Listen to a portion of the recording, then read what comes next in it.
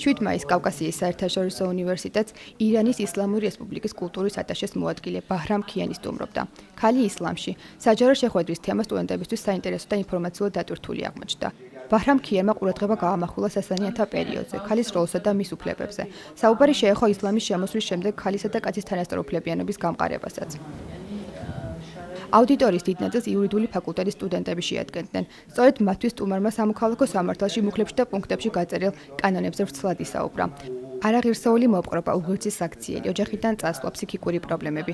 ეს ის ძირითადი ფაქტორებია, რის გამოც ირანში ქალს უფლება აქვს ოფიციალური განქორწინება მოითხოვოს. შეხვედრის დასასრულს ბაჰრამ ქიანმა სტუდენტების კითხვებსაც უპასუხა.